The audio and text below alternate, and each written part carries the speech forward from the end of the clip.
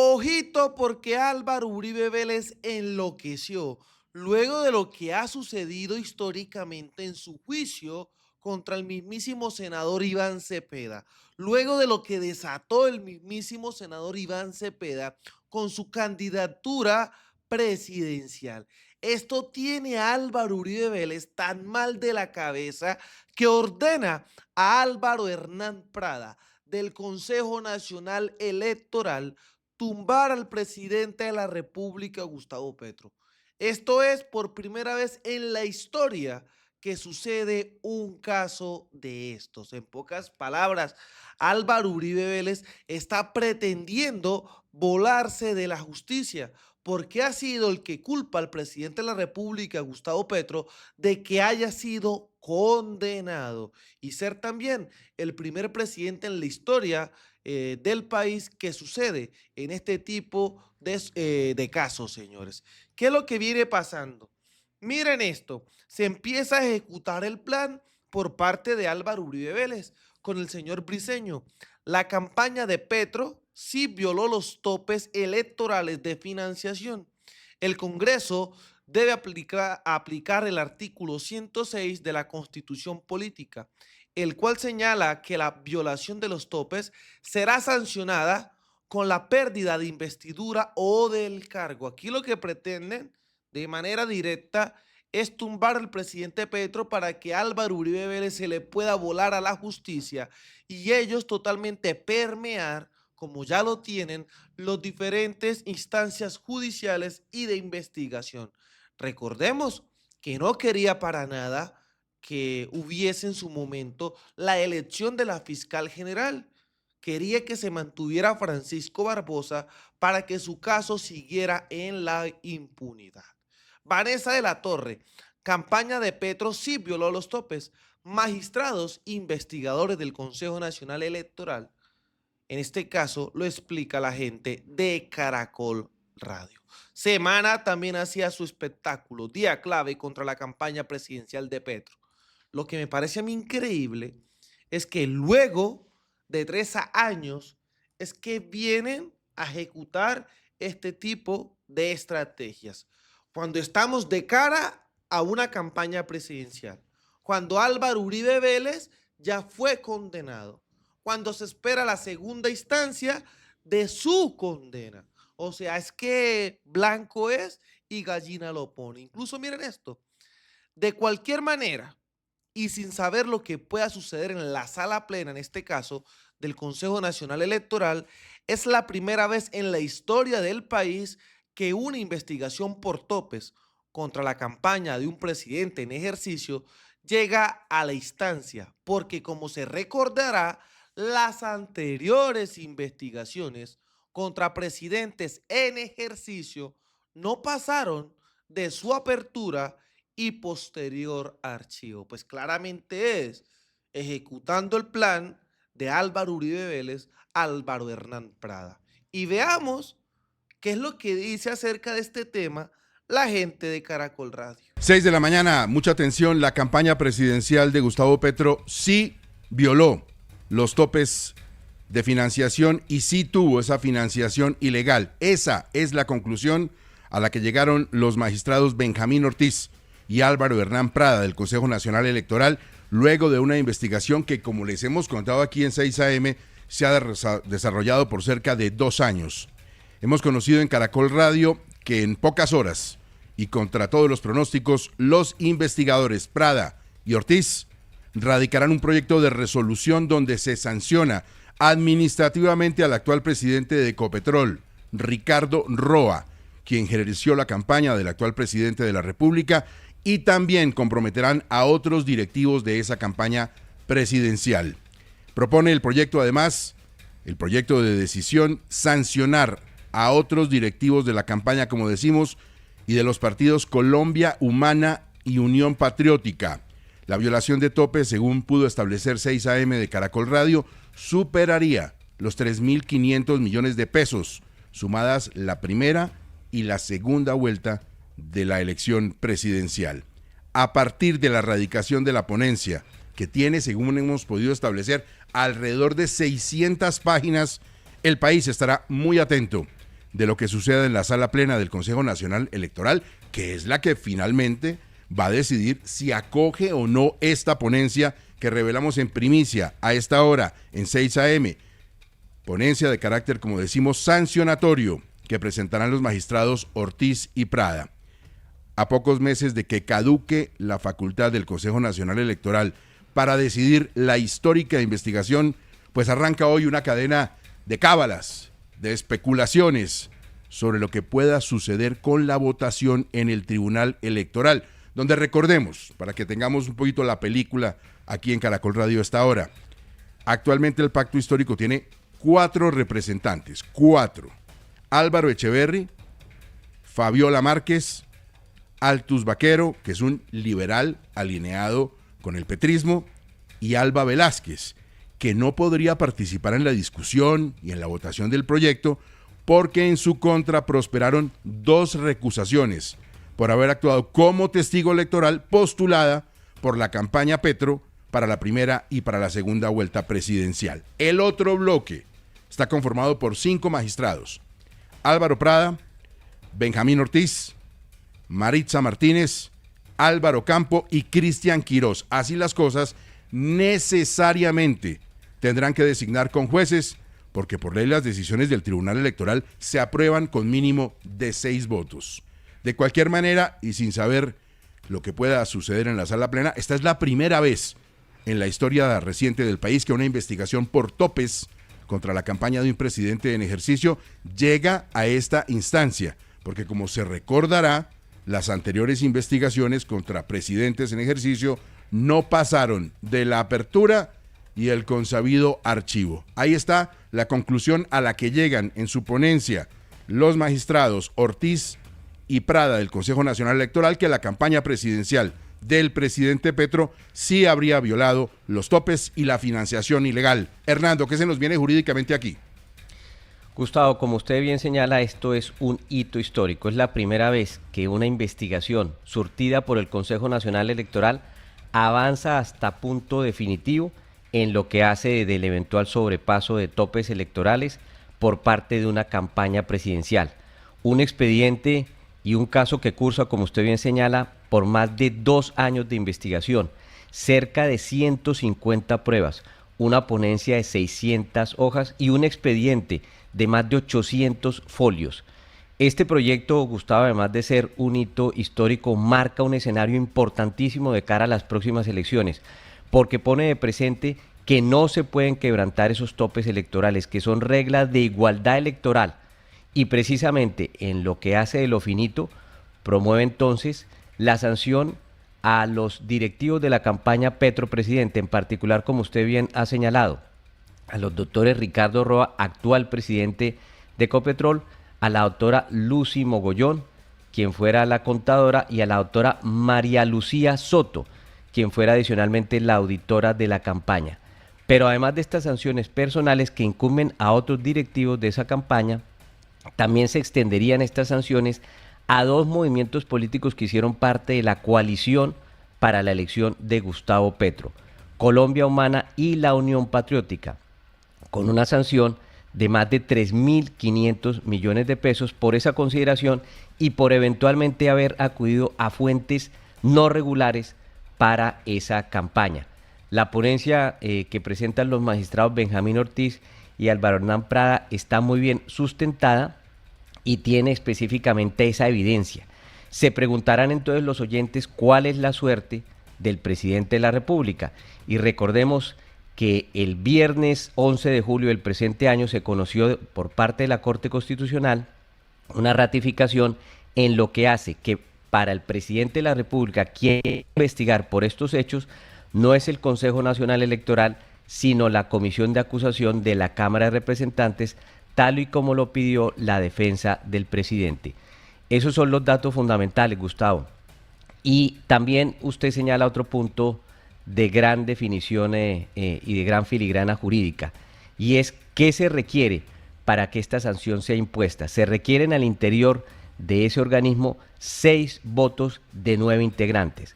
No puede, como usted bien señalaba, participar uno de los principales alfiles que tiene el presidente de la República en esa organización debido a que ella no presentó debidamente impedimento, a pesar de tener un vínculo directo y ser jurado electoral de esa campaña, y por eso se decidió tanto por magistrados del Consejo Electoral como también por conjueces su salida de ese proceso. En lo que hace el conteo, yo quisiera también señalarle que me parece importante la postura que asumirá el doctor Altus Baquero, conocido experto en materia de derecho electoral, y seguramente además por otra ponencia que él tiene a cargo. Él tiene a cargo la ponencia de la fusión de los partidos que integraron la coalición para la elección del doctor Petro, y es una persona que seguramente también estará al pendiente de estas circunstancias en lo que hace el objetivo para, junto con los demás magistrados, dar cuenta al país de este muy importante caso, Gustavo. 6 de la mañana, 7 minutos, ahí están los investigadores del Consejo Nacional Electoral, determinan en su proyecto de ponencia que sí se violaron los topes de la campaña Petro Presidente, de la campaña, como dice Hernando, todo lo que tiene que ver con el presidente de la República goza de fuero, y estamos en el escenario de la comisión de acusaciones. Ahora, en lo que tiene que ver con el doctor Ricardo Roa, mencionado en esta ponencia que tendrá que ser aprobada o no, Espinosa, a él le sale otro problema en las últimas horas. Sí, Gustavo, nosotros habíamos revelado en Caracol Radio hace más de un año, en mayo del año pasado realmente, que una empresa de aviación, la empresa Sociedad Aérea de Ibagué, SADI, que prestó servicios aéreos para la campaña del presidente Petro y también para las campañas del Senado del Pacto Histórico, transporte aéreo para que se movilizaran los candidatos, entre ellos el presidente Petro, en su momento el candidato Petro, había salido a flote en distintos escándalos. Ahí se mencionaron unos asuntos de una criptomoneda que nunca se terminó de aclarar y que involucraban al gerente de la campaña. Hace algunas horas, Gustavo, el colega Gerson Ortiz ha encontrado que esa empresa logró que a través de un juzgado en Bogotá le embargaran las cuentas y propiedades al señor Ricardo Roa, que era el gerente de la campaña, y en menor medida al señor Guillermo Alfonso Jaramillo, que es hoy el ministro de Salud. Lo que dice SADI es que la campaña le quedó debiendo 2.253 millones de pesos y que ellos dos, que eran los encargados de la campaña, son los que tienen que responder. Ya han logrado pues que le embarguen, sí, por una parte el salario al doctor Roa, pero también algunas propiedades, entre otras el famoso apartamento 901 que le compró a Serafino Diácono. Lo que sabemos, Gustavo, por cierto, es que el doctor Roa no le había contado de esto, que no es nuevo, tiene ya varios meses, a la Junta Directiva de Ecopetrol, que los integrantes de la Junta Directiva de Ecopetrol se enteraron de esto, que es un ruido adicional por cuenta de su gerencia de la campaña al presidente de Ecopetrol, Ricardo Roa, y pues supongo que tendrá que resolverlo de alguna manera con esta gente, porque cuando usted le embargan todo, pues empieza a complicarse la vida. Hernando, cuando hablamos de todo... Y ojo, eso es muy importante, porque lo que quieren realizar es tumbar al presidente de la República, Gustavo Petro, sin ellos tener una facultad, porque el órgano que decide esto es la Comisión de Acusaciones de la Cámara de Representantes por su fuero presidencial. Y del tema de Uribe, miren la respuesta que daba el señor abogado Miguel Ángel del Río acerca de la prescripción de su caso. Una renuncia a la prescripción como un acto de teatro. La palabra persona tiene una etimología etrusca, fundamentalmente, y que se relacionaba además con las máscaras que utilizaban los actores griegos dentro del teatro griego. De ahí precisamente que la palabra o el desarrollo de la palabra personalidad esté relacionada fundamentalmente con las máscaras que los actores se ponían en sus representaciones. Y eso le cae perfectamente al hoy condenado Álvaro Uribe Vélez, porque su narrativa y su relato siempre ha estado enmascarado en una especie de diatriba que busca entonces dar a entender que sus actos son legítimos. Y como lo he repetido en otras ocasiones con relación al teatro shakespeariano, de esa famosa tragedia de Macbeth, donde Lady Macbeth advierte algo que le cae perfecto al expresidente Álvaro Uribe Vélez relacionado con la planeación del asesinato del rey Duncan, donde Lady Macbeth le dice a su esposo: procúrate el inocente aspecto de la flor y sé tú la víbora que oculta. Esa es precisamente una de las particularidades de la personalidad de Álvaro Uribe Vélez, y hoy no decepciona, porque además el mundo jurídico y el mundo político hoy termina advirtiendo que el expresidente, en un supuesto acto de legitimidad y de honradez intelectual, decide finalmente renunciar a la prescripción de la acción penal. El problema, hay que advertirlo además con toda la rigurosidad, es que el proceso penal ya no prescribirá. Entonces la pregunta que surge es: ¿y cuál es el propósito entonces de renunciar a la prescripción? Y no es otro que un cálculo político, una estrategia que busca evitar que en la mitad de un debate electoral se dé una decisión de segunda instancia, confirmando los argumentos establecidos en su momento por la juez 44 de condenar a Álvaro Uribe Vélez a 12 años de prisión domiciliaria. Pero hablemos un poco sobre el ejercicio de la prescripción. La prescripción no es otra cosa que un castigo que se le impone finalmente al Estado, en este caso a la Administración de Justicia, por no haber entonces dado desarrollo a una actividad judicial en contra de un ciudadano en un plazo razonable. En este caso, hemos podido advertir que con relación al expresidente Álvaro Uribe Vélez, la prescripción de la acción penal se cumple el próximo 16 de octubre de 2025. ¿Y por qué razón? Eso se da con ocasión a los delitos que están siendo en su momento imputados y hoy desarrollados, que era el fraude procesal y el soborno en actuación penal. Ambos delitos que establecen un mínimo de 6 años y un máximo de 12, lo que significa que desde el momento de la imputación se contarán 6 años que finalmente, repito, se cumplen el próximo octubre 16 de 2025. Significa lo anterior que si llegase esa fecha, pues no podría darse continuidad al ejercicio de la acción penal. Y esto incluye el debate en la segunda instancia.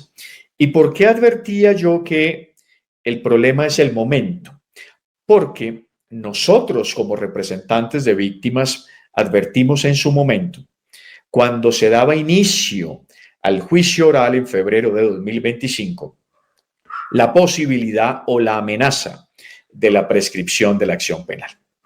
Y en ese momento era absolutamente genuino y legítimo la renuncia, porque empezaba un debate complejo con relación a los testigos en el ejercicio del principio de concentración, de inmediación de la prueba. Testigos que iban a ir a las audiencias de manera presencial y darle desarrollo a la actividad. En ese momento, en febrero de 2025, toda la representación de víctimas había solicitado que el entonces acusado renunciara a la prescripción de la acción penal.